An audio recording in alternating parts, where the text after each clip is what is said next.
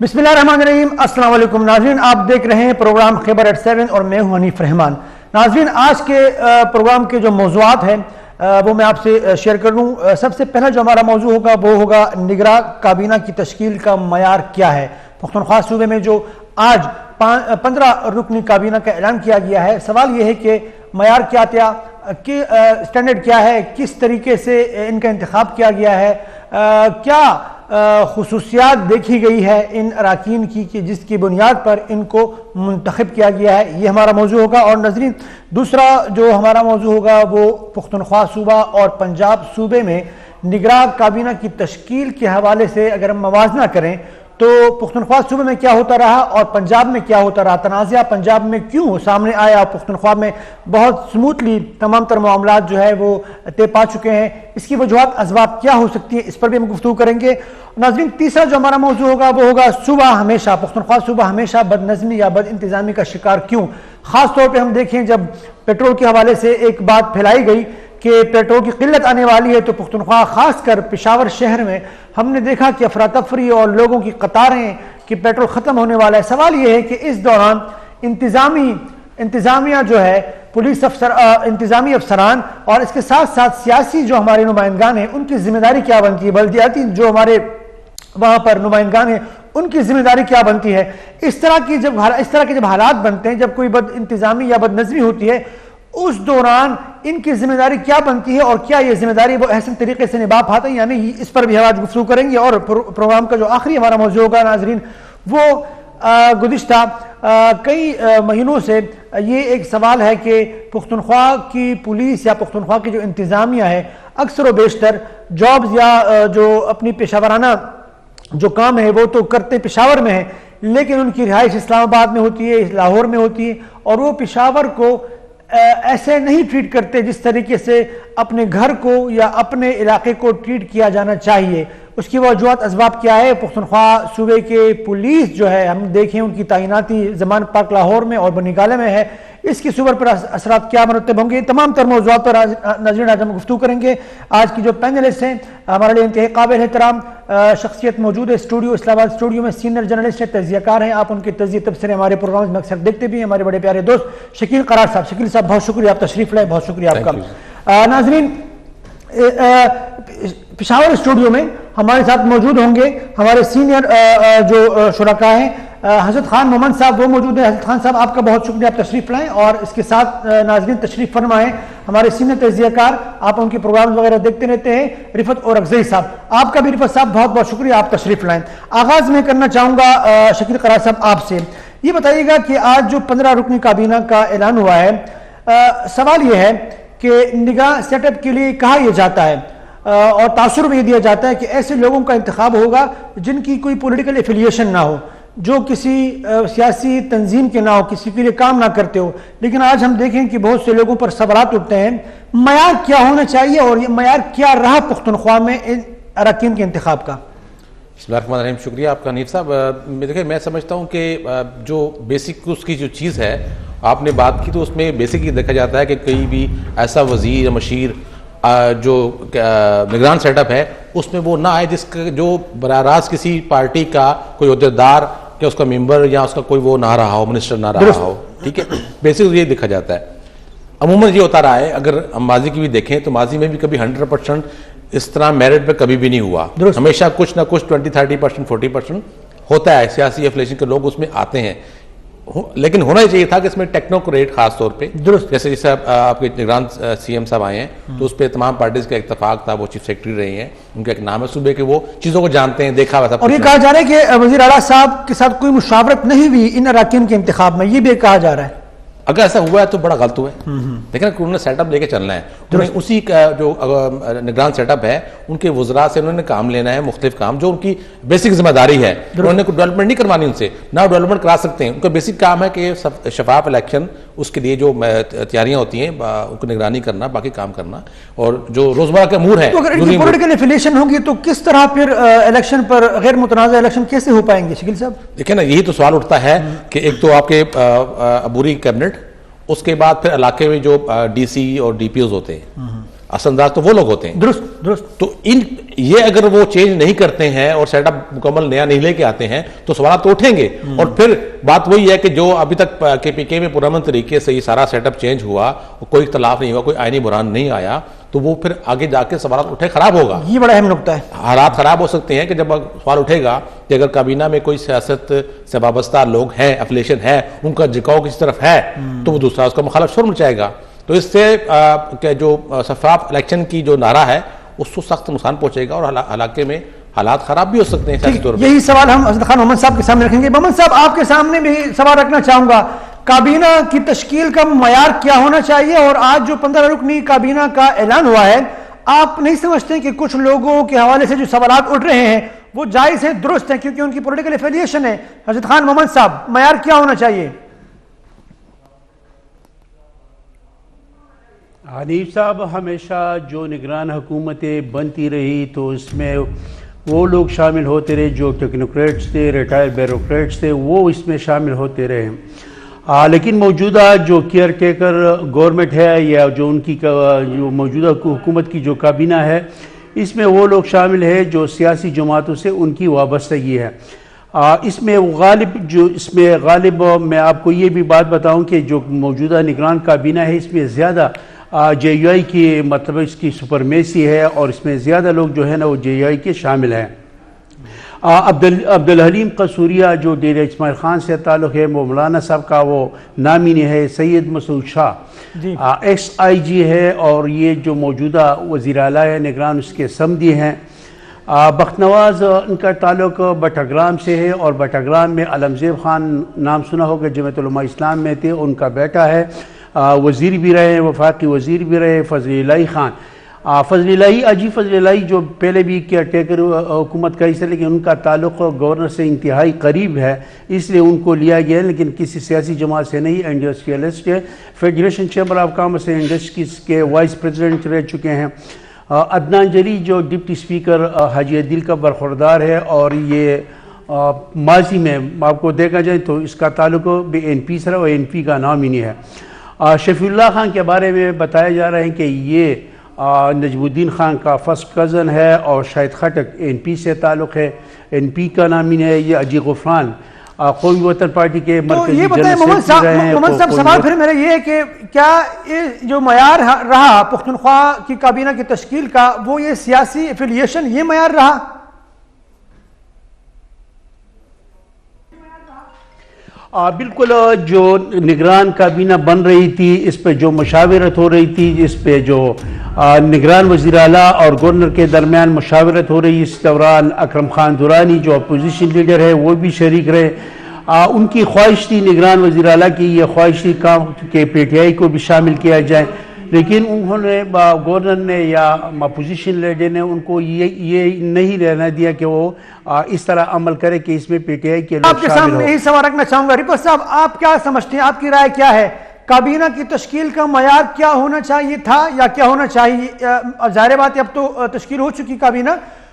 ये जो मोहम्मद साहब ने एक तफसील और वजाहत से बताया हमें कि किन की एफिलिएशन कौन सी जमात के साथ मौजूद है, तो अब तो ये बात खुल के सामने आ चुकी है कि इनकी पॉलिटिकल एफिलिएशन है। तो ये मयार जो है आपकी नज़र में पॉलिटिकल एफिलिएशन होना चाहिए था या कुछ और मयार होना चाहिए था? उरगज़ई साहब।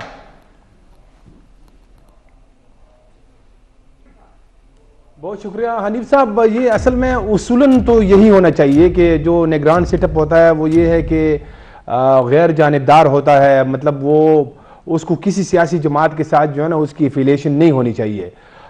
लेकिन जो अभी ये काबीना बनी है, तो जिस तरह अदरत खान साहब ने पूरी जो है ना बता दिया है सारे मेंबरान की कौन किस सियासी जमात से ताल्लुक़ रखता है, तो सिवाय इसके कि ये जो वज़ीर आला है, निगरान वज़ीर आला, वो आज़म खान वो सीनियर ब्यूरोक्रेट रहे हैं, उस पर दोनों यानी सारी सियासी जमातें जितनी भी थी जब ये मशावरत हो रही थी तो उस पर हुई है। वो सिर्फ ये था कि उसकी जो है ना ऐसे ज़ाहिरन किसी सियासी जमात के साथ कोई एफिलिएशन नहीं लगती है, लेकिन बाकी सारे जो है ना ये तो कोटा होता है बाकायदा जो है ना। अब ये बात किसी से डकी छुपी नहीं है कि इसमें बाकायदा जो है सियासी जमातों का कोटा होता है काबीना में।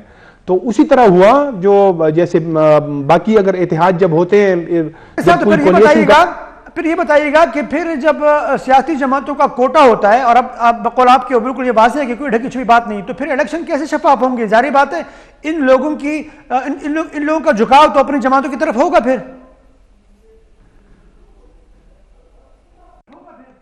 ये बिल्कुल जो है ना, ये इम्कान मौजूद है, इसमें बिल्कुल शक नहीं है। इसमें सिर्फ ये है कि जो वज़ीर आला है, जैसे मैंने बताया कि उसका किसी सियासी जमात से जो है ना कोई ऐसा लिंक नहीं लगता है, वो गैर जानिबदार नजर आ रहा है क्योंकि उस पर मशावरत भी हुई थी। तो बाकी ये वैसे मतलब ये इम्कान जरूर है, लेकिन ये जरूरी नहीं है कि जो है ना वो जो वज़रा है वो उसमें जो है ना ऐसी कोई मतलब ऐसी कोई उससे यानी कोई काम ऐसा करें जिससे किसी सियासी जमात को जो है ना वो कोई फायदा हो। तो मेरे ख्याल में ये जो है ना ऐसे एक शक किया जा सकता है, लेकिन ये जरूरी नहीं है। इलेक्शन जो है ना वो जो प्रोसेस होता है उसमें तो यानी वो इलेक्शन कमीशन इन्वॉल्व होता है, हुकूमत भी ज़ाहिर होती है, बाकी भी सारे मुख्तलिफ इदारे होते हैं।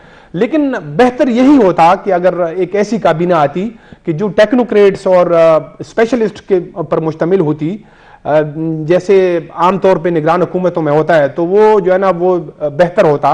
उस पर कोई जो है ना ऐसी कोई सवाल नहीं उठा सकता था, कोई उंगली नहीं उठा सकता था। हनीफ साहब, मैं इसके साथ कुछ बातें वो कुछ और होना चाहिए था, लेकिन यहाँ पॉलिटिकल एफिलिएशन जो है वो देखी गई है। अच्छा, शकील भाई आपकी तरफ आना चाहूँगा, ये बताइएगा कि कहा यह जा रहा है कि सीएम का किरदार मौजूदा जो काबीना है इसकी तश्कील में ना होने के बराबर है, और सियासी जमातों ने बाला ही बाला अपने फैसले कर दिए।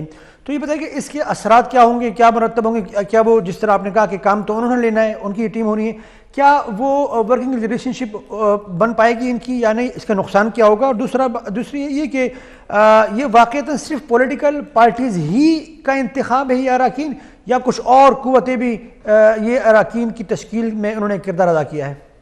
लेकिन ये सब जो कुव्वतें हैं वो तो किसी न किसी शक्ल में, किसी न किसी जमात की शक्ल में या किसी और शक्ल में मौजूद होती है, उसको तो हम रद्द नहीं कर सकते। ठीक, लेकिन सवाल ये पैदा होता है कि क्या, जैसे आपने खुद कहा कि सीएम की अगर कोऑर्डिनेशन शामिल नहीं है, मशवरा शामिल नहीं है पूरी कैबिनेट में, तो फिर सिस्टम कैसे चलेगा, काम कैसे चलेगा? जैसे हमारे दोस्त ने कहा कि कोटे का तो हमने आज तक सुना नहीं कि कोटा कोई होता है, क्योंकि कोटे की अगर रखा जाए तो फिर तो आपको कैबिनेट की तश्कील में मसला नहीं होना चाहिए। अगर ये मामला कोटे का होता तो फिर पंजाब के हालात मुख्तलिफ होते। तो ये तो कहीं भी नहीं होता, ये तो सिलेक्शन इसी बुनियाद पर होती है सिर्फ और सिर्फ कि आदमी इंडिपेंडेंट हो, उसका किसी जमात से ताल्लुक ना हो, उसका झुकाव किसी तरफ ना हो, चाहे किसी रिश्तेदार भी तो नहीं हुआ, चाहे किसी का रिश्तेदार भी है, वो नजर नहीं आ रहा, लेकिन डजंट मैटर, एक उसको फर्क नहीं पड़ता। लेकिन अगर आप कहें कि जी उसका वो एएनपी के सदर का भाई है, जीयूआई के लोग हैं, तो फिर तो आप ये तो ना करें कि 100% या 80% इंतखाबात जो है वो शफाफ होंगे या असरअंदाज नहीं हो सकेंगे, वो होंगे, अपने अपने तौर पर कोशिश पूरी करेंगे वो। मतलब आप समझते हैं कि मौजूदा अराकीन की तश्कील की बुनियाद पर आने वाले इंतखाबात पर सवाल लाजमन उठेंगे? बिल्कुल उठेंगे, आप उठ रहे हैं ना, आपने भी उठाया, हमारे साथी भी पेशावर के उठा रहे हैं, तो सवाल उठना शुरू हो गए। अभी कैबिनेट की तश्कील हुई ही नहीं है तो सवाल उठना शुरू हो गए, क्योंकि सिलेक्शन ही ऐसी है। अगर आप निगरान सीएम से मशावरत कर लेते तो शायद इससे बेहतर कैबिनेट बन जाती, लेकिन बात फिर वही है कि कैबिनेट बनाई किसने। ये बड़ा अहम नुकता है। हाँ, ठीक है, यही सवाल हम दीगर पैनलिस्ट के सामने भी रखेंगे, लेकिन छोटी सी ब्रेक का वक्त हुआ चाहता है। नाज़रीन, छोटी सी ब्रेक के बाद दोबारा हाजिर होते हैं। नाज़रीन, वेलकम बैक। मोहम्मद साहब, आपके सामने भी सवाल रखना चाहूंगा, ये फरमाइएगा कि सीएम साहब का, जो हमारे निगरान सीएम है, इनका किरदार क्या रहा काबीना की तश्कील में? क्योंकि कहा यह जा रहा है कि सियासी जमातों का असर वसूख ज्यादा रहा, उनकी मर्जी से ज्यादा जो है वो फैसले किए गए हैं, और शायद सीएम साहब को उस तरीके से ऑन बोर्ड नहीं लिया गया। तो ये फरमाइएगा कि ये बात किस हद तक दुरुस्त है, आपकी इत्तलात क्या है, और क्या वाकईतन अगर ऐसा हुआ है तो आने वाले इलेक्शन या वर्किंग रिलेशन पर इसके क्या असरात होंगे? मोहम्मद साहब। हनीफ भाई, मेरी इत्तलात ये हैं कि काबीना पर गवर्नर और निगरान वज़ीर आला के दरमियान मुशावरत हुई, 5 घंटे मुसलसल मुशावरत हुई है। ये कोई ऐसा बड़ा मसला नहीं था, मुशावरत हुई है। लेकिन ये शफाफ इंतखाबात के बारे में आपको ये बताऊं कि ये शफाफ इंतखाबात इसलिए नहीं होंगे, महमूद खान की हुकूमत ख़त्म होने से एक रोज़ कबल तक तबादले होते रहे। मौजूदा असरअंदाज होते हैं, कमिश्नर असरअंदाज होते हैं, deputy commissioner, additional deputy commissioner, assistant commissioner, additional assistant, ये इंतखाबात पे ये लोग असरअंदाज होते हैं और ये सारे के सारे जो है ना महमूद खान के तैनात करदा है। आखिरी रोज़ तक वो तबादले करते रहे। ये उनकी पूरी टीम जो खैबर पख्तूनख्वा में टीम है, जब तक ये टीम तब्दील नहीं की जाती तो तब तक सियासी इंतखाबात शफाफ नहीं होंगे। मैं आपसे इत्तेफाक करता हूँ कि कैबिनेट में PDM के जितने वो जो मिनिस्टर है PDM के नामिनी है, PDM की जमातों के नामिनी है। लेकिन ये असल मसला ये है कि जो इस वक्त मौजूदा जो चीफ सेक्रेटरी है, एडिशनल चीफ सेक्रेटरी है, इसके अलावा जो इंतज़ामी अफसरान है और जो डिविजनल कमिश्नर है, डिप्टी कमिश्नर है, मैंने जो जिक्र किया, ये असरअंदाज होंगे। और इलेक्शन कमीशन ऑफ पाकिस्तान ने पाबंदी आयद की है कि तबादले नहीं होंगे। जब तबादले नहीं होंगे, निगरान सेटअप जो है वो इन लोगों को असरअंदाज होने से रोकने के लिए क्या कर सकते हैं, या कोई प्लान इनका आपकी इत्तलात क्या कोई है इस तरह का कोई प्लान? मैं आपको ये बता दूं कि सूबाई वजीर कुछ नहीं कर सकता। डिविजनल कमिश्नर के पास, डिप्टी कमिश्नर के पास, जो इसके नीचे एडिशनल डिप्टी कमिश्नर है, असिस्टेंट कमिश्नर है, एडिशनल असिस्टेंट कमिश्नर, ये सारे इंतखाबात पे असरअंदाज होंगे। ये मैं आपको बता दूं कि ये तासुर गलत है कि जी ये जो मिनिस्टर है PDM के मिनिस्टर है, PDM में शामिल जमातों के मिनिस्टर है या इसके इत्तेहादियों के मिनिस्टर है। जो किरदार होता है इलेक्शन के रोज, जो किरदार होता है वो डिप्टी कमिश्नर का होता है, उसके नीचे होता है। रिपा साहब, आपके सामने भी सवाल रखना चाहूंगा, अगर जो तश्कील दी गई है काबीना, इस हवाले से आप क्या कहेंगे कि CM का किरदार इसमें कितना रहा, कितना उनको ऑन बोर्ड लिया गया?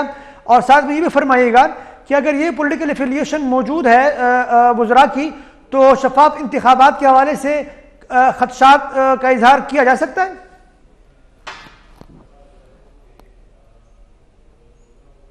देखिए, ये तो इस तरह तो मेरे ख्याल में ये नामुमकिन होगा कि जब काबीना की तश्कील होती है या हो रही है तो उसमें जो है ना चीफ मिनिस्टर की इनपुट ना हो। ये तो जैसे अदरत खान भाई ने बताया भी कि इस तरह मतलब इतलात थी कि जो है ना बाकायदा गवर्नर और वज़ीर आला ने बैठ के तकरीबन कई घंटों तक जो है ना इस पर मशावरत की और बाकी जो सियासी जमातें हैं उनके साथ भी बातचीत की, तो उसके बाद जो है ना ये तश्कील हुई है काबीना। तो इस तरह तो लगता नहीं है ये। और वैसे भी जब वज़ीर आला से अगर नहीं होगा तो वो फिर कैसे इस तरह कोऑर्डिनेशन से चलेंगे? ये एक ऐसा भी नहीं है कि कोई मजाक तो नहीं है। बाकी ये जो अभी आप ये वज़रा जो है ना उनके वाकई जो है ना ये असल जो किरदार होता है, जो रोल होता है, वो तो ब्यूरोक्रेसी का होता है। और ख़ासकर इलेक्शन में, जब अजला में इलेक्शन होता है तो आप एक DC जो है ना अगर वो चाहें तो वो हरवा भी सकता है और जितवा भी सकता है। वो उसके पास जो है ना बड़े इख्तियारात है। सारा जो इलेक्शन का प्रोसेस होता है वो सारा तो उसके अंडर होता है। तो लेकिन इसमें एक ये भी बड़ा सवाल है कि अब ये हाल ही में जो है ना इलेक्शन कमीशन का एक इस तरह का, जब ये हुकूमत ख़त्म हुई तो उसने एक जो है ना बाकायदा नोटिफिकेशन जारी किया था कि जो मतलब जो हुकूमत ख़त्म हुई है उनकी जो इंतज़ामिया है उनको जो है ना उनको ओहदों से हटाया जाए, मतलब चेंज करना चाहिए। जिस तरह चीफ सेक्रेटरी है, IG है, अब वो जो है ना पंजाब के अंदर तो उनको तब्दील किया गया है, लेकिन यहाँ पख्तूनख्वा में जो है वो अभी तक वो अपने ओहदों पे जो है ना बरकरार है। वही उसके नीचे जितना भी जो है ना ब्यूरोक्रेसी है, खासकर चीफ सेक्रेटरी के नीचे सारा वही हायरार्की जो है ना अभी तक यहाँ पे मौजूद है। तो ये जो है ना, ये तो जो साबिका हुकूमत है PTI की, उनके सारे मतलब लगाई हुई मुलाजिमीन है, तो इनको जो है ना ये जैसे इलेक्शन कमीशन का खुद इस हवाले से एक अपना जो है ना एक इलामिया मौजूद है कि इनको फौरन हटाना चाहिए। लेकिन अभी यहाँ पे इस तरह की कोई हमें जो है ना वो असरात नजर नहीं आते, क्योंकि ये चीफ सेक्रेटरी रोजाना जो है ना ये जो निगरान CM है उसके साथ मिलते हैं, वो उनको वेलकम भी किया गया है। जिस तरह के मतलब वो हम आजकल देख रहे हैं। आपकी राय भी आ चुकी है इस हवाले से, बहुत शुक्रिया। अभी मैं शकील साहब आपकी तरफ आना चाहूँगा। अगर हम मवाजना करें पंजाब और पख्तूनख्वा सूबे की, तो पंजाब में एक तनाज़ा, एक पूरा एक PTI की तरफ से सवाल उठाए गए कि भाई CM इनको होना चाहिए, इनको नहीं होना चाहिए। पख्तूनख्वा में हमें इस तरह की कोई बात नज़र नहीं आई। तो ये जो फ़र्क है पख्तूनख्वा सूबे का और पंजाब का, माजी में भी अगर हम देखें बजट के हवाले से अगर कोई बात की जाए या दीगर मामलात पर, तो पख्तूनख्वा सूबे में हमें निस्बतन ज़्यादा मेच्योरिटी नज़र आती है पॉलिटिकल पार्टीज़ के दरमियान, चाहे वो पोजीशन में हो चाहे हुकूमत में हो। पंजाब में वो चीज़ हमें नज़र नहीं आती। इसकी बुनियादी वजह आपकी नज़र में क्या है? देखिए, उसकी बुनियादी वजह है कि पंजाब सबसे बड़ा सूबा है और हर सियासी जमात के यहाँ स्टेक्स हैं जी। और बड़ा सूबा होने के साथ साथ जो भी जमात इक़्तिदार में आती है उसका मोर देन 50% जो हिस्सा पंजाब का होता है। तो तमाम जमातों का फोकस पंजाब ही होता है और फिर पंजाब के बाद लाहौर होता है। जब भी इलेक्शन होता है, अभी आप देख लें कि जो भी जोड़ टूट होता रहा है वो सारा लाहौर में होता रहा है। डंडियाँ कहीं और से चलती रही हैं, धागे कहीं और से चलते रहे हैं और सेटअप वहाँ बनता रहा। तो पंजाब की तो ये सूरत हाल इस तरह ही रहेगी जब इलेक्शन आएंगे या सियासी हालात बनते हैं। तो क्या कह सकते हैं कि पुख्तनख्वा सूबा चूंकि मानी नहीं रखता कोई बहुत ज्यादा, ये उसको मनफी तरफ ना लेके जाए ना कि मानी नहीं रखता। मानी क्यों नहीं रखता? हर सूबा अपनी जगह पर उसकी अहमियत है, हम उसको इनकार नहीं कर सकते।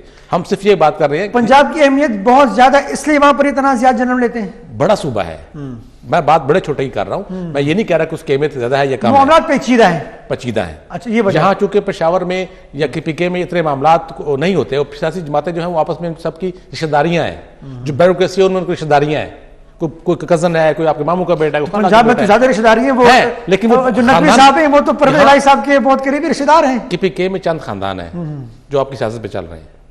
KPK और पंजाब में कितने खानदान है, हर डिवीजन में हर डिस्ट्रिक्ट में अलग अलग खानदान है, उनकी फिर आगे रिश्तेदारियां हैं। KPK में वो चंद खानदान जो है वो हुकूमतों में आ रहे हैं, इक़्तिदार में आते हैं, उन्हीं के रिश्तेदार, कोई किसी का दामाद है, कोई किसी की बेटी है, कोई किसी का कज़न है। आप रिकॉर्ड निकाल कर देख लें। और जो ब्यूरोक्रेसी सिविल और पुलिस में उन्हीं के रिश्तेदार अजीज, कोई DPO लगा है तो कोई DSP, कोई ASP लगा हुआ है। तो वो एक सिस्टम से चलता आ रहा है, तो उसी में वो चीज़ों को एडजस्ट करने की कोशिश करते हैं बनिस्बत पंजाब के। अब पंजाब में बरादरीज़म और फिर खानदानी रिश्तेदारियाँ, वो बहुत लंबा एक प्रोसीजर है इनका। तो KPK में वो उतना नहीं है और लोग फिर उसी की ज़्यादा कदर करते हैं, एहतराम करते हैं कि यार नहीं मेरी ये इलाके का है या मेरी बरादरी का है। मुरब्बत वाली बात बहुत ज्यादा। हाँ, ये फर्क भी है, कल्चर का फर्क है, बहुत कल्चर का फर्क भी है, ये बड़ा असर होता है इस चीज़ का। दुरुस्त, ऐसा है बिल्कुल। मोहम्मद साहब आपकी जरा मानना चाहूंगा, आप मुत्तफिक हैं शकील करार साहब की इस बात से कि कल्चर और बाकी मामलात भी अपनी जगह, लेकिन मामलात चूंकि पंजाब की पेचीदा हैं इसलिए वहाँ तनाज़ात खड़े हो जाते हैं। पुख्तनख्वा में जो CM का जो इंतखाब था वो बहुत खुश असलूबी से हुआ, कोई तनाज़ा हमें नज़र नहीं आया। पंजाब में अब तक तनाज़ा चल रहा है, तो आप क्या समझते हैं, अगर आप मवाजना करते हैं पुख्तनख्वा और पंजाब का, तो इसके वजूहात आपकी नज़र में क्या है मोहम्मद साहब?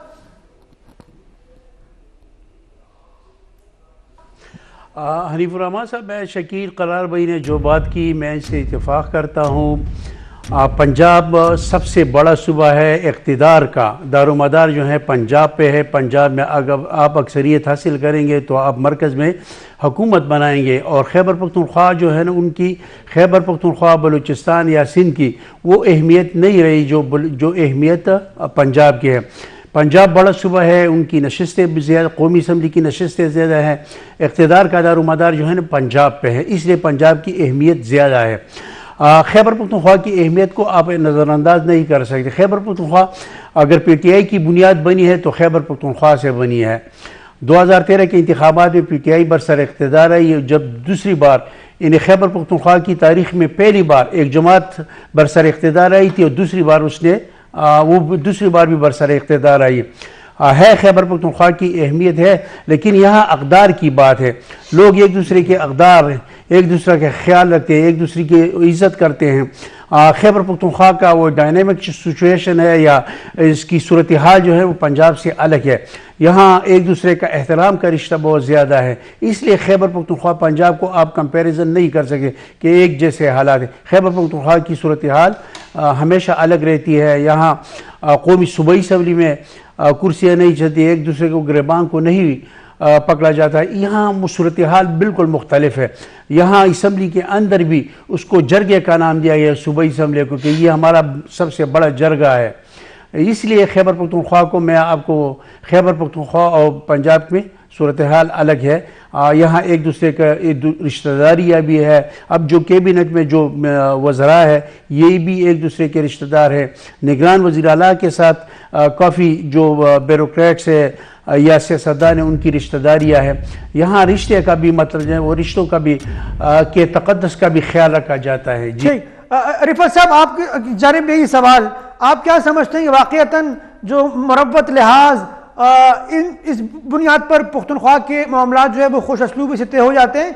या कोई और वजूहात आपको नजर आते हैं? क्योंकि पंजाब में जो तनाज़ात जो हमें नजर आते हैं, अब मवाजना करें पुख्तनख्वा और पंजाब का, तो आपकी राय इस हवाले से क्या है रिफत साहब?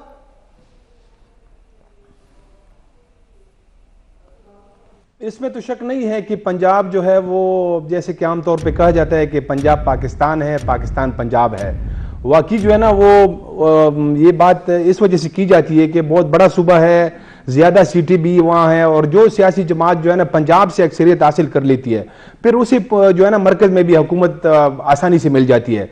तो ये एक तो ये बड़ी वजह है। और दूसरी बात यह है कि मैं ये ठीक है, हज़रत खान साहब ने कहा कि हमारे कुछ रिवायात है, यहाँ पे वज़ादारी है, लोग जो है ना एक दूसरे का एहतराम करते हैं, ये बात भी है। लेकिन शायद एक मेरे ख्याल में जो है ना ये इस मरतबा जैसे बड़ी आसानी के साथ जो है ना सारी सियासी जमातें वो एग्री हो गई, ये जो निगरान सेटअप है, तो शायद ये भी एक वजह है कि वो जो कोटा मैंने कहा था वो कोटे पे इत्तेफाक हो गया है। तो जब कोटे पे इत्तेफाक हो गया है तो फिर तो कोई तनाज़ा ही नहीं है। तो शायद ये भी एक वजह है कि वो सारी सियासी जमातें मतलब उनको जो अपना अपना हिस्सा मांग रही थी वो उनको मिल गया है, इस वजह से जो है ना कोई तनाज़ा पैदा नहीं हुआ। और पंजाब में यकीनन जो है इमरान खान साहब, एक तो ये भी है कि इमरान खान साहब की अपनी एक मिजाज है उसका कि वो जो है ना चीज़ों को मुतनाज़ा बनाते हैं। हर जगह पे आप देखें कि इस वक्त भी जो है ना आप मरकज से लेके इलेक्शन कमीशन हुआ, इदारों पे एतराज़ करते हैं। हालांकि इस पंजाब में जो वज़ीर आला आए हैं वो बिल्कुल जो है ना आइन के मुताबिक, आइन को फॉलो किया गया है, जो एक तरीका निगरान सेटअप के लिए आइन में दिया गया था वज़ीर आला के लिए, वो फॉलो किया गया है। क्योंकि इमरान खान साहब जो है ना वो एग्री नहीं हो रहे थे, तो अब वो उस चीज़ को जो है ना मुतनाज़ा बना रहे हैं, उसकी जो यानी उसकी जो वो मुकर्रर किया गया है तो उसको अब जो है ना वो मुतनाज़ा बना रहे हैं। तो ये इस तरह भी नहीं होना चाहिए।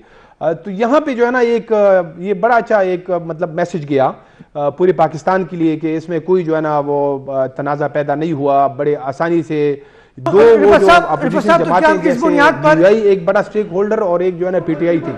ठीक, तो क्या हम इस बुनियाद पर ये कह सकते हैं कि इलेक्शन की नताइज भी इसी तरह मान लिए जाएंगे?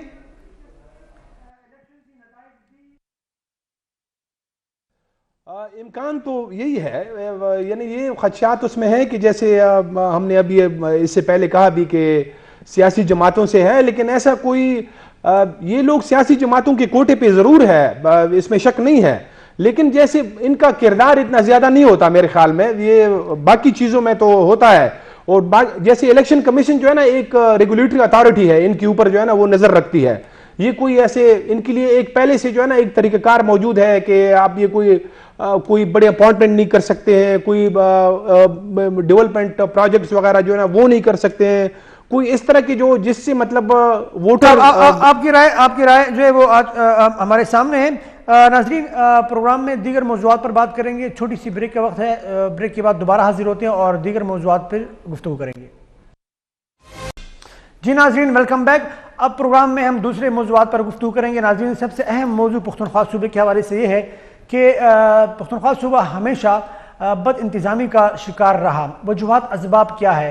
अगर कोई गलत खबर भी किसी सोशल मीडिया पर या किसी भी फोरम पर चलती है तो उसके असरात हमें पूरे सूबे बिलखुसूस पेशावर में नज़र आते हैं। पेट्रोल की किल्लत की बात हुई तो हमने देखा कि कतारें जो है वो लगना शुरू हो गई पेट्रोल पंप के सामने, हालांकि ऐसी कोई बात नहीं थी। हमेशा से बद इंतज़ामी रही, वहाँ सफाई का फुकदान, वहाँ बड़े मामलात ऐसे हैं कि कोई भी चीज़ हमें उस तरीके से नज़र नहीं आती जिसे हम कहते हैं कि बड़े मुनज़्ज़म अंदाज में चीज़ें हो रही हों। इसकी वजूहात असबाब क्या है? आया वहाँ पर जो बलदियाती नुमाइंदगान जो अब के मुंतखब हो चुके हैं उनका किरदार क्या होता है? सियासी नुमाइंदगान जो है, सियासी लीडरान, उनका किरदार क्या है? फिर इंतज़ामिया जो है वो अपना किरदार क्यों सही तरीके से नहीं निभाती? इसकी वजूहात क्या? यकीनन सियासी मामलात में तो हमने देखा कि बड़े वज़े और मुरव्वत और लिहाज जो है उसका रखा जाता है, लेकिन अवामी सतह पर इतनी बद इंतज़ामी और बदनज़मी क्यों हमें नज़र आती है? और सूबा हमेशा हमें ऐसे नज़र आता है कि यहाँ पर मामलात मुनज़्ज़म तरीके से आगे चल नहीं पाते। इसकी वजूहात असबाब क्या है? शकील साहब चूँकि पेशावर में बहुत ज़्यादा रहें और इनकी मालूमात और इनका मुशाहिदा बहुत अहमियत रखता है, तो शकील खराज साहब ये फरमाइएगा कि आपकी नज़र में ऐसा क्यों है हमारे पुख्तनख्वा सूबे के हवाले से, ख़ास तौर पेशावर के हवाले से? देखिए उसकी बेसिक वजह वही है जो मैंने थोड़ी देर पहले कहा कि वहाँ चंद खानदान ही आपको नजर आएगा किसी न किसी शक्ल में, किसी न किसी रंग में। जी पुलिस, ब्यूरोक्रेसी, इक़्तिदार, अपोजिशन, वही सेटअप होगा। आपको मैं कुछ साल कबल ले जाऊं जी और आपको याद हो कि पेशावर में आटे का बुरहान आया था। दुरुस्त। जो आटे की 20 किलो की बोरी यहाँ पिंडी में अटक में 500 की मिल रही थी, वो पेशावर में 1000 रुपये की थी। तो लोग अपनी जो गाड़ियां हैं, इवन मुसाफिर बैंक्स हैं, उसमें एक एक बोरी छुपा के ले जाते थे, पकड़े भी जाते थे। वो वक्त याद करें आप। 100 रुपये किलो आटा भी इस वक्त पेशावर में लोगों ने खरीदा, मजबूर हुए। तो कहाँ गई थी गंदम, कहाँ आटा गया था? पंजाब खा गया? नहीं, मौजूद था। सियासतदानों ने स्मगल कर दिया था अफगानिस्तान को। अच्छा, अब भी सूरत क्या होती है कि जो आपका जानवर है वो इसी के तुर्खम से जाता है अफगानिस्तान, आपका डॉलर सारा यहीं से जाता है काबुल और उसके बाद दुबई और कहाँ का। आपका जो पेशावर की मंडी है, वो जो यादगार चौक है, वो आपके डॉलर का अगर जिम्मेदार कौन है? ये सियासतदान। अगर सियासतदान नहीं कर रहे होते हैं तो जिन लोगों का काम ये कि इनको रोके, जो इंतजामिया है, वो क्यों नहीं रोक पाती? तो वो भी इनके ज़ेर असर होते हैं ना। देखें ना आप वहाँ अब अगर हम बात करें इंतजामी अमूर की, तो आपके जो आला अफसरान होंगे, बाज़ वो पंजाब से होंगे, बाज़ सिंध के होंगे, तो मुख्तलिफ कर चल के वो उनको फिर उस माहौल में एडजस्ट होना पड़ता है। यार किसी के खिलाफ मैंने कुछ किया तो मेरे पे एक्शन ना हो जाए, मेरे पे रिएक्शन ना आ जाए, तो वो थोड़ा एहतियात से काम करते हैं। सिस्टम का मसला है। सिस्टम का मसला है। सिस्टम को कंट्रोल वही लोग कर रहे हैं, वही सियासतदान, वही खानदान। हाँ, अब ये हुआ है कि 20-25% जो नए लोग आए हैं, जो बगैर किसी बड़े खानदान के नहीं है, वो आम से लोग हैं, वो इक़्तिदार में या ब्यूरोक्रेसी में आए हैं। उनसे कुछ तब्दीली आई है पेशावर में और कुछ सेटअप में आ रही है। इसमें आपको टाइम लगेगा। अगर पंजाब या बाकी कोई सूबा अगर 5 साल में डेवलप होगा या बेहतरी आएगी, तो KPK में वो 7-8 साल में आएगी। वजह की यही वजह है कि वहाँ गठजोड़ बना हुआ है। गठजोड़ बना हुआ है। वो एक वो बना हुआ है, ऑक्टोपस टाइप की चीज़ बनी हुई है। उसको जब तक वो तोड़ेंगे नहीं ना, वो तोड़ेगी हमारी यंग जनरेशन ही, वही KPK की यंग जनरेशन, पढ़े लिखे नौजवान लड़के लड़कियाँ सिस्टम को वो इसको तोड़ेंगे, जो साल से इस सूबे की जो तरक्की है, वकार है, या उसका एक अहमियत है, उसको खराब कर रहे हैं। दुरुस्त। जब बात होती है, देखे ना, कहते हैं पेशावर से स्मगल हो रहा है, पेशावर में वो स्मगलिंग का एक गढ़ बना दिया गया है, एक नेटवर्क है। उसमें खाली जो स्मगलर है वो नहीं खा रहा, पूरे लोग शामिल हैं, शामिल हैं। मोहम्मद साहब, आपके सामने भी सवाल रखना चाहूंगा कि बदनज़मी या इंतजामी के मामला इतने खुल के क्यों सामने आते हैं? क्या वाक़ई आप भी समझते हैं कि वहाँ पर जितने भी स्टेक होल्डर है, जो असर वसूख रखने वाले लोग हैं, चाहे वो सियासतदान हो, चाहे वो इंतजामिया हो, चाहे वो कोई भी हो, वो सब मिले हुए एक दूसरे को सपोर्ट करते हैं? यही वजह है कि वहाँ पर हमें बद इंतजामी या बैड गवर्नेंस बहुत ज़्यादा नजर आती है। मोहम्मद साहब, हनीफ भाई, बद इंतज़ामी के कई वजूहात हैं। मैं पहली वजह ये बताऊँ कि इसके मैं सबसे बड़ा ज़िम्मेदार जो है ना, वो इंतज़ामिया को करार देता हूँ। वो इंतज़ामिया को इसलिए करार देता हूँ कि जब पेट्रोल की शार्टेज का मसला आता है, तो ये अफवाह है, गर्दिश करती है कि मतलब पेट्रोल की किल्लत पैदा हो रही, पेट्रोली मसनूआत की किल्लत पैदा हो रही, लिहाजा लोग पेट्रोल पंप पर फूट पड़ते हैं और वो ज़ख़ीरा करते हैं। जब आटे की बात आती है कि आटे की कीमतें बढ़ रही है, तो लोग हद से ज़्यादा आटा ले जाते हैं और फिर ज़ख़ीरांदोज़ जो है ना, इसका नाजायज़ फ़ायदा उठाते हैं। इंतज़ामिया की ये ज़िम्मेदारी होती है कि जहाँ अगर आटा ज़ख़ीरा होता है या पेट्रोल मसनूआत ज़ख़ीरा होती है, तो इंतज़ामिया की ये ज़िम्मेदारी होती है कि वो ज़ख़ीरांदोज़ों के ख़िलाफ़ कार्रवाई करें। इंतज़ामिया ज़ख़ीरांदोज़ों के ख़िलाफ़ कार्रवाई नहीं करती, इसलिए बद इंतज़ामी पैदा। दूसरी बात यह है, जिस तरह शकील करार साहब ने बताया, अफ़गानिस्तान हमारे साथ पड़ोस में है, और अफ़गानिस्तान पे अगर देखा जाए तो तुर्खम के बॉर्डर से, पेशावर से अगर आटा स्मगल किया जाता है, चीनी स्मगल की जाती है, खादें स्मगल की जाती हैं, तो आपका पेशावर का इंतज़ामिया है, इसके बाद आपका खैबर का इंतज़ाम है, इसके बाद आपके पास इदारे हैं, कस्टम है, FIA है, फ्रंटियर कोर है, और इसी इदारे भी हैं। लेकिन इन इदारों की मौजूदगी में ये सब चीज़ें स्मगल होती है। ये तो आटा छोड़ दे, ज़्यादा चीनी और आटा और ये खादों की स्मगलिंग होती है, ये छोड़ दे। रोक कौन सकता है? ये मैं आपको कैसे रोका जाए? ये सिलसिला क्या हो सकता है इस हवाले से? कि ये मैं आपको बता दूं, ये सबसे पहले ज़िम्मेदारी वही मुताले का इंतज़ामिया की है। अगर कोई चीज़ तुर्खम के ज़रिए, मतलब तुर्खम बॉर्डर के ज़रिए अफ़गानिस्तान स्मगल हो, तो सबसे पहली ज़िम्मेदारी फूड डिपार्टमेंट है, इसके साथ ज़िला इंतज़ाम है, डिप्टी कमिश्नर, डिप्टी कमिश्नर, इसके नीचे जो अफसरान हैं। इसके बाद आपके पास खैबर की इंतज़ामिया है, इसके बाद आपके खैबर की राइफ़ल है, इसके बाद आपके पास FIA है, इसके बाद आपके पास इंटेलिजेंस इदारे, इसके बाद आपके पास कस्टम है। जिन इदारों की ये ज़िम्मेदारी है वो अपनी ज़िम्मेदारियाँ पूरी नहीं कर रहे हैं, जो भी इदारे हैं वो अपनी ज़िम्मेदारी पूरी नहीं कर रहे हैं। इसकी ज़िम्मेदारी मैं सियासतदानों की बजाय उन लोगों को ठहराता हूँ जो रोकने वाले हैं, जिसकी ज़िम्मेदारी ठीक है, बिल्कुल जिनकी जिम्मेदारी बनती है। रिफत साहब, आपके सामने भी सवाल रखना चाहूंगा, आप क्या समझते हैं? शकील किरार साहब की गुफ्तगू आपने सुनी, मोहम्मद साहब की गुफ्तगू आपने सुनी, आप मुत्तफिक हैं या आप इसमें कुछ ऐड करना चाहेंगे?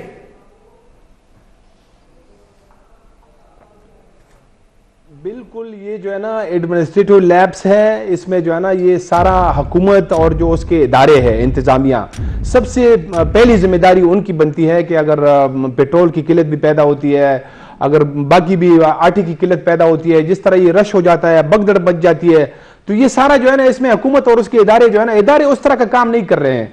अब आप देखें कि ये जो चंद साल पहले तक अगर आपको याद हो, पेशावर के अंदर एक अफवाह चली कि वो जो पोलियो वैक्सीन की वजह से बच्चे जो है ना वो कुछ बेहोश हो गए हैं या कुछ मर गए हैं, तो देखें वो कितना एक बहुत ह्यूज किस्म का जो है ना वो एक मामला बन गया था। बल्कि उसको जो है ना यहां तक कहा गया था कि ये जो है ना पोलियो का 9/11 है। इतना बड़ा वो जो है ना पूरे पेशावर के अंदर 2 दिन तक सारे रोड ब्लॉक थे, इतना जो है ना एक बहुत बड़ी एक मसला पैदा हो गया था।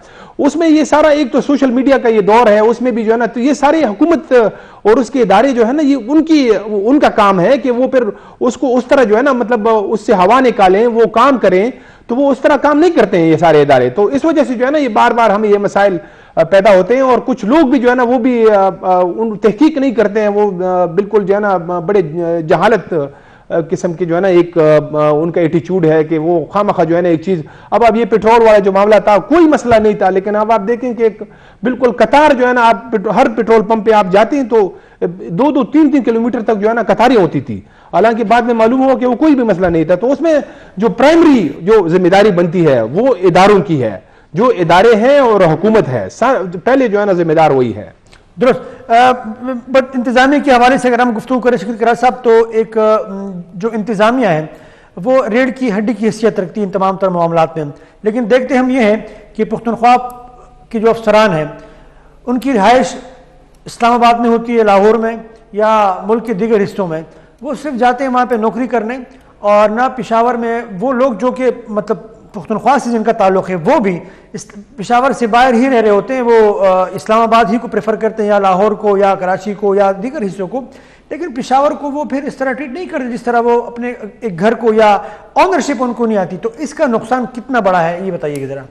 देखिए, इसमें थोड़ी सी ऐड कर ले अपने क्वेश्चन में कि KPK के अफसरान अगर यहाँ बच्चे रखे हैं तो खुद वहाँ ड्यूटी वहाँ कर रहे हैं, लेकिन वो अफसरान भी शामिल हैं जो कभी उनकी अगर पोस्टिंग इस्लामाबाद में हो गई तो फौरी तौर पर बच्चे यहाँ शिफ्ट करेंगे वो, और फिर वो अगर उनकी पोस्टिंग दोबारा वापस हो जाती है तो फिर कोशिश करके वो इस्लामाबाद में किसी और डिपार्टमेंट में आ जाते हैं, लेकिन पेशावर वापस नहीं जाना, वापस नहीं जाते। तो ये तो आपने खुद कह दिया कि उनकी दिलचस्पी का ये है हालात है कि वो अपने इलाके को प्रायोरिटी दे रहे। उसकी 2 वजूहात है। एक तो ये कि जो KPK में हालात है, जो सिक्योरिटी का इशू है, वहाँ वो माहौल का इशू है, आपकी इक़्तिदार है, वहाँ चीज़ें, वहाँ की सकाफत है आपकी है, तो वो उनकी चीज़ों पर रुकावट आती है। हर आदमी कोशिश करता है, हर अफसरान की। देखिए, अगर दीगर सूबे के लोग हो तो बात समझ में आए, अपने पुख्तून जो है वो भी प्रेफर नहीं करते वहाँ रहना। यही मैं बात मैं कर रहा हूँ कि वो अपने ही सूबे से इतना मुखलिस नहीं होता जितना होना चाहिए। बच्चे अपने शिफ्ट करते हैं कि बच्चों को अच्छा माहौल मिले, तो आप अपने इलाके में माहौल पैदा करें। एग्जैक्टली, ये सवाल है, वहाँ क्यों नहीं बनाते अपना माहौल? आप देखें ना, अब छोटी सी बात मैं करूंगा कल्चर की, और फिर वो एक माहौल की बात आती है कि अगर आप यहाँ बैठे हैं पैंट कोट पहन के, आप अपने गांव जाएंगे तो पैंट कोट पे नहीं जाएंगे, आप सलवार कमीज में जाएंगे, अपने इलाके की जो चीज़ें हैं उसको आप सामने रखेंगे। तो यही अफसरान जब अपने इलाके में जाते हैं तो उसी माहौल में जाते हैं। ठीक, यहाँ पर आते हैं तो उनका बच्चों का रहन सहन, खाना पीना वो तो डिफरेंट हो जाता है। इवन लाहौर जाएंगे, कराची जाएंगे, तब भी वो डिफरेंट होगा। ठीक है, ये एक आप कह लें कि एक माहौल सा ऐसा बना हुआ है, एक सुरतार ऐसी बनी हुई है कि उससे वो निकल नहीं पा रहे हैं। इसके असरात क्या मुरतब हो रहे हैं? असरात ये है कि जी मैं समझता हूँ कि इसको बेहतर करने के लिए, क्योंकि हमारी यंग जनरेशन है, हमारे जो बुजुर्ग हैं KPK के, और उनको चाहिए थोड़ा सा अपना दिल बड़े करें, थोड़ी सी चीज़ों को आगे लेके जाएं कि उनके वह कमी किसी में नहीं है। अब आप देखें कि खैबर TV में जो आपके पख्तून है सारे वो कहाँ से हैं? काबुल से तो नहीं आए हुए ना, बिल्कुल इसी के पीछे से ही है। बिल्कुल। कोई चित्राल से आया हुआ है, कोई वज़ीरिस्तान सवाब से से आया हुआ मर्दान, सवाब भी है। तो चार यहाँ सौ आप लोग क्या हमसे कम काम कर रहे हैं? आपकी सलाहियतें हमसे कम तो नहीं है, आप में जो टैलेंट है वो हमसे कम नहीं है, तो आप कम नहीं है।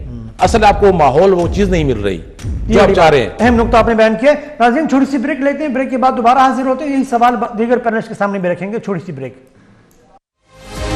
जी नाज़रीन वेलकम बैक। मोहम्मद साहब आपके सामने भी यही सवाल रखना चाहूंगा। पुख्तनख्वा खुसूसन पेशावर शहर के जो अफसरान हैं, जो इंतजामिया है, कहा यह जाता है कि उनकी तो वहां पर रिहाइश नहीं होती, वो तो प्रेफर करते हैं इस्लामाबाद को, लाहौर को या दीगर इलाकों को। हालांकि अगर वो उसी सूबे से ताल्लुक रखते भी हैं तब भी वो वहां पर दिलचस्पी नहीं रखते। ये जो एक तर्ज अमल है, इसका नुकसान कितना हो रहा है हमारे पेशावर शहर को और सूबे को?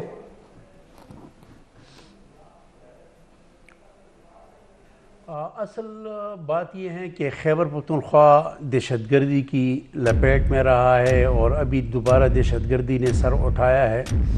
हमारे जो अफसरान हैं उनकी ये ख्वाहिश और कोशिश होती है कि इस्लामाबाद में रहाइश हो। खैबर पख्तूनख्वा के जितने सरमायादार हैं उनके पास जो पैसा है वो उनकी रहाइश इस्लामाबाद में है और हर एक उसकी ख्वाहिश होती है कि इस्लामाबाद में उनकी रहाइश के वो ये तसव्वुर करते हैं कि इस्लामाबाद एक महफूज पनाहगाह है, एक महफूज जगह है।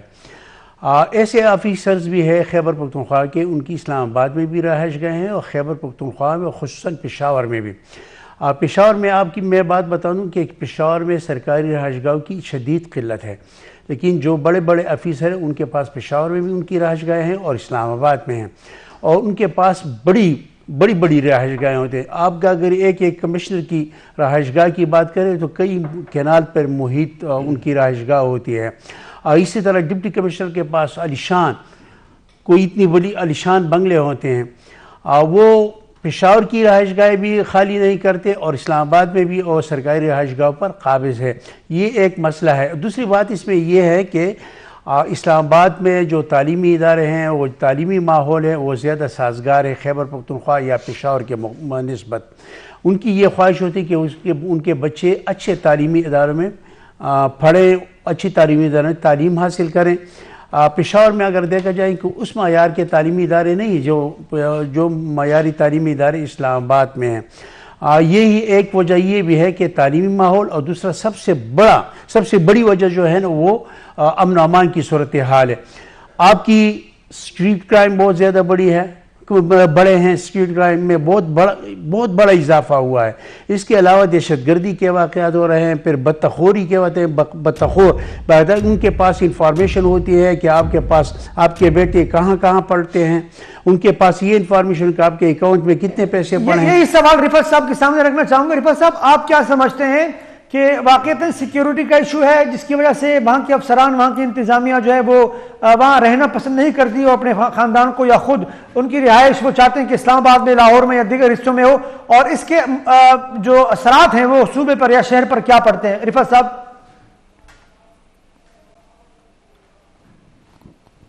अनीफ साहब, सिक्योरिटी के इश्यूज तो है, इसमें तो शक नहीं है कि जिस तरह का आप खुद भी जानते हैं कि जैसे 2007-8 में से लेकर फिर एक बहुत बड़ी जो है ना, एक 7-8 साल तक 2013-14 तक जो है ना एक बड़ी ख़तरनाक सूरत हाल थी पूरी पख्तूनख्वा में, और फिर कुछ उसमें थोड़ी सी कमी आई थी, लेकिन आप फिर से जो है ना दहशतगर्दी ने सर उठाना शुरू किया है। लेकिन इसमें यह भी एक सवाल है कि ये कोई मतलब कानूनन ऐसा कोई जुर्म नहीं है कि जैसे अगर कोई इंतजामी अफसर है वो जो है ना पेशावर में ड्यूटी करता है और वो इस्लामाबाद में रहता है, इस तरह का कोई ये कानूनन तो जुर्म नहीं है। लेकिन इखलाकन जो है ना इस तरह यकीनन जो है ना ये होना चाहिए कि जब आप खुद यहाँ पे आपकी ड्यूटी यहाँ पे है और आपकी फैमिली उधर है, आप वीकेंड पे उधर जाते हैं, या जिस तरह पीटीआई की ये जो अब हुकूमत थी, दोनों हुकूमतों में आप इनके जो वज़रा है ये सारे जो है ना इसमें भी ज्यादातर जो है ना इस्लामाबाद में रहते थे, या अगर नहीं है तो वीकेंड पे तो जरूर जो है ना ये कोयसार मार्केट में आपको नजर आते थे।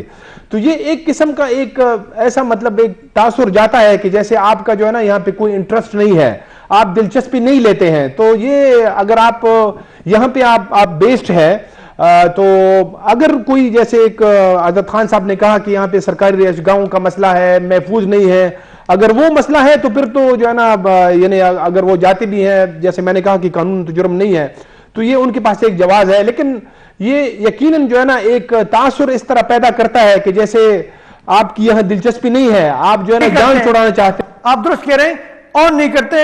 इस हवाले से भी पैनलिस्ट का मौक़िफ़ सामने आ गया है। आखिरी सवाल प्रोग्राम का, नाज़रीन चूंकि वक्त भी बहुत कम है, मुख्तसरन में सवाल करना चाहूँगा। शकील भाई ये बताएं कि एक गिला किया जा रहा है और कुछ लोगों की तरफ से जो है एक शिकायत भी की जा रही है, सोशल मीडिया पर सवाल उठाए जा रहे हैं कि पुख्तनख्वा की पुलिस जो है वो बनीगाला और जमान पार्क में जो है वो सिक्योरिटी दे रहे हैं और अपने सूबे की, अपने शहर की सिक्योरिटी जो है वो सूरत हाल ये है कि रोज़ हमले हो रहे हैं। तो ये जो रवैये हैं कि सूबे के पुलिस जो है आप अपने सियासी लीडरान के घरों में उनकी सिक्योरिटी के लिए तो आप दीगर सूबे के लोग भी, दीगर सूबे की पुलिस भी मौजूद है, तो जहाँ ज़रूरत ज़्यादा है पुलिस की नफरी की और जहाँ लोगों को सिक्योरिटी के ज़्यादा खदशात हैं, वहाँ की पुलिस अगर बाकी जगहों पर काम करेंगी तो सवालात उठाना दुरुस्त है आपके ख्याल में? देखिए, सवाल तो सियासत में हर चीज़ पर उठते हैं, गाड़ी के इस्तेमाल पर, हेलीकॉप्टर के इस्तेमाल पर, पुलिस के इस्तेमाल पर, लेकिन स्पेसिफिक हम चीज़ों को अगर टारगेट करते हैं तो वो एक सियासी एजेंडा ही होता है, बगैर किसी सियासी एफिलिएशन के या जगहों के। ये हर दौर में होता रहा है। अच्छा, आप मुझे बता दें किस दौर में नहीं होता रहा। इवन आपके पीके के कई अफसरान के साथ जो एहलकार ड्यूटी कर रहे होते हैं तो वो बाद में उनके साथ ही होते हैं। ठीक है, उनके घरों में मतलब हर दौर में हुआ है, हर दौर में हुआ ठीक है, शक्ल मुख्तलिफ होती है उसकी। ठीक है, एक मिनट देना चाहूंगा। मोहम्मद साहब, आप क्या फरमाएंगे इस हवाले से कि यहाँ की पुलिस जो है उनकी ड्यूटी जमान पार्क में और बनीगाला में, सवाल उठते हैं, दुरुस्त है ये सवाल? सवालात बिल्कुल दुरुस्त है और खैबर पख्तूनख्वा में पाकिस्तान तहरीक इंसाफ की हुकूमत में एक हद हो गई थी। अब 1800 पुलिस एहलकार जो हैं मुख्तलिफ वज़रा MPS के पास थे, अभी भी है, और CCPO साहब ने तमाम को ख़त लिखा है कि ये वापस कर दें। पेशावर की 34 थाने और चौकियाँ हैं, इसमें टोटल जो नफरी है वो 2400 है। उनको शदीद किल्लत है, वो पुलिस की ज़रूरत है, लेकिन हमारी पुलिस की मेरा ख्याल में कोई 400-500 पुलिस एहलकार बनीगाला में है, जमान पार्क में है, कोई 1400 के करीब पुलिस एहलकार जो है ना जमान पार्क और बनीगाला में तैनात है। और एक तरफ दहशतगर्दी है तो दूसरी तरफ खैबर पख्तूनख्वा। ठीक है जी, रिफत साहब आप क्या कहेंगे इस हवाले से? रिफत साहब। ये बिल्कुल बात दुरुस्त है। जब मुझे अभी वो फिक्र याद नहीं है, लेकिन जब ये इमरान खान साहब की हुकूमत हट गई उधर से, जब वो वज़ीर आज़म उज़्मा से हटाए गए तो उसके बाद जो है ना यहाँ से एलीट फोर्स जो है ना उनकी लिए गई थी, कमांडोज थे, वो खास जो है ना उसकी ट्रेनिंग थी। तो वो मेरे ख्याल में 50 थे या कितने जो है ना सिर्फ उनकी जो है ना वो इमरान खान साहब की सिक्योरिटी पे मामूर थे, और हमने अपने प्रोग्राम में उस वक्त भी उस पर सवाल उठाया था। तो ये बहुत ज्यादा जो है ना इन्होंने सारे जो है ना, ये तो PTI जो है ना ये पख्तूनख्वा के वसाइल जो है ना बहुत इस्तेमाल करती आई है, खासकर इमरान खान साहब जो है ना वो आप पुलिस से लेके यहाँ का हेलीकॉप्टर, ये सारा इंतजामिया। साहब बहुत बहुत शुक्रिया आपका, थैंक यू सो मच, आपने अपना तजिया जो है वो पेश किया। मोहम्मद साहब आपका बहुत बहुत शुक्रिया, thank you so much. Shakeel करार साहब आपका बहुत शुक्रिया, आप तशरीफ लाए, आपको दोबारा भी जहमत देते रहेंगे।